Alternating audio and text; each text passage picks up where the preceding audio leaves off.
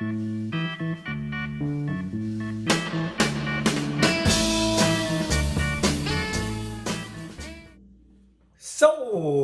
Kitchen.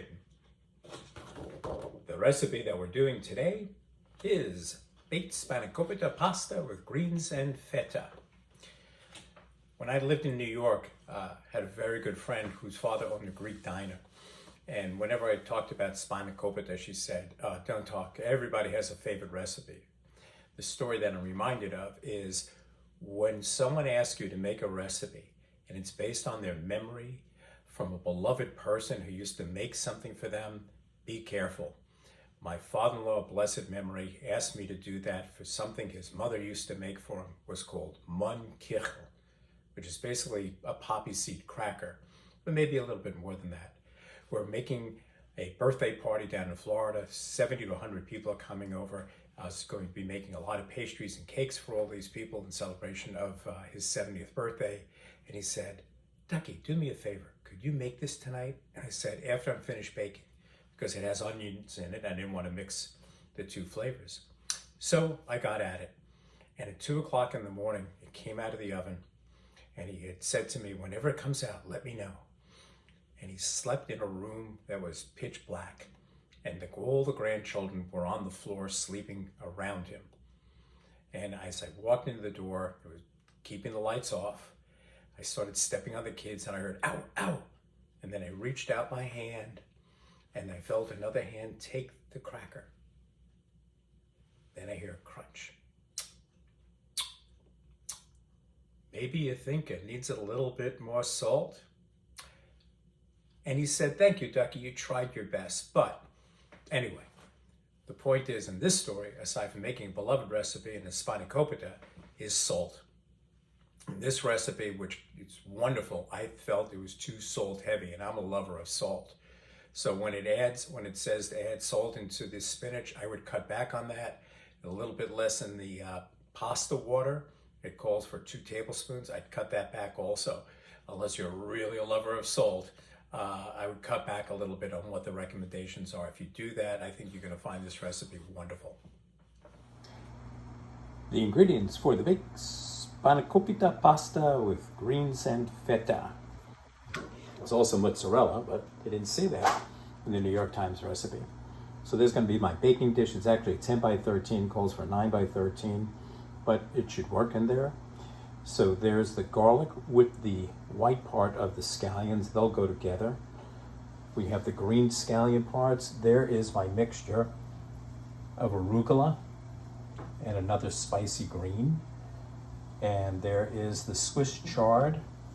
I'm just going to mix that up so you can see the red in there. A little bit of the leaf. And that has the spinach. I mixed up dill with flat leaf parsley, the mozzarella cheese, the feta cheese, the unsalted butter, the salt with the grounded pepper, and for the cream cheese, just a nice way of cutting it up. If you look and see shreds of cream cheese, I froze it. It makes it a lot easier to cut, so you don't get the cream cheese sticking to your butter knife when you're trying to cut it through. So it just makes it a little bit easier to cut up into cubes. You see I've now combined all the greens together and the green part of the scallions. There's the salt and pepper, and now I'm going to mix it all up and keep squeezing it to make it wilt. There's going to be a lot of moisture that'll come out of it. So you can see after squeezing, it's wilted, which it's supposed to do, and look how much less it looks like we have in there. Nice part about this dish is if you ever use those little stress balls that you squeeze and squeeze to get rid of the stress, well, maybe at the end of the day that you've had and it's been stressful, maybe this is a good dish to do, because as you're squeezing it and squeezing, it kind of feels like the stress ball, and you get satisfaction because you've actually accomplished something. Squeezing out all that moisture, the salt definitely pulled it out, and it wilted. How satisfying. Next to the pasta. Not that anybody really needs to see pasta in water, but the cavatappi is in the pot of salted water. When I salt my water, I wait till it comes to its boil. If you do it when the water is cold, the salt can start pitting your pot and somewhat ruining it. It's much better served just putting the salt in as it's reaching its boiling point so it breaks down quickly.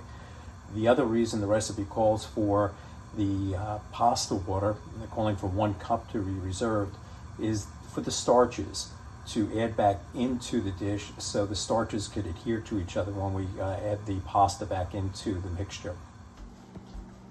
I didn't even turn the stove on yet. You can see the butter is melting in the pot.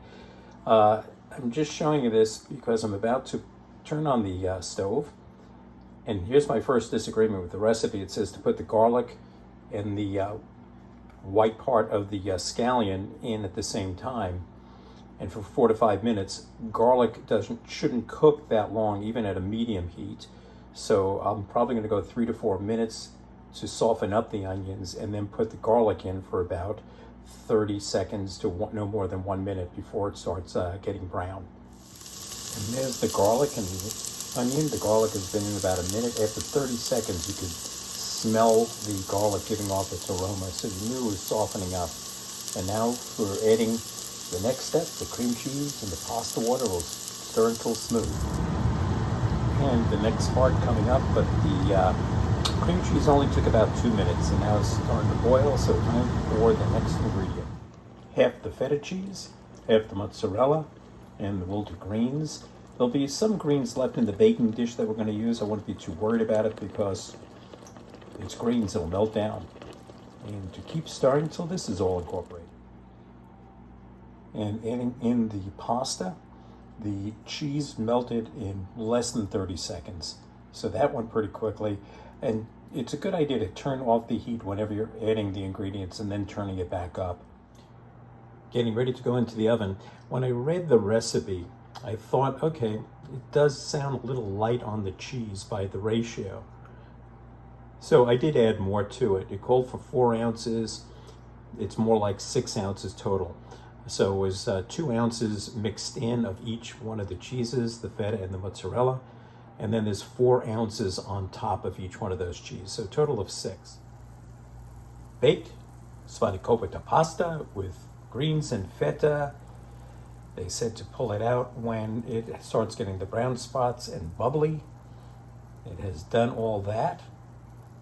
Kind of looks like a little bit of a pizza, but you can see the green coming through. It looks good. I'm letting it set for about 5 minutes at least until it cools down a little bit, like I would with a pizza. It doesn't say that in the recipe, but that's what I'm going to do.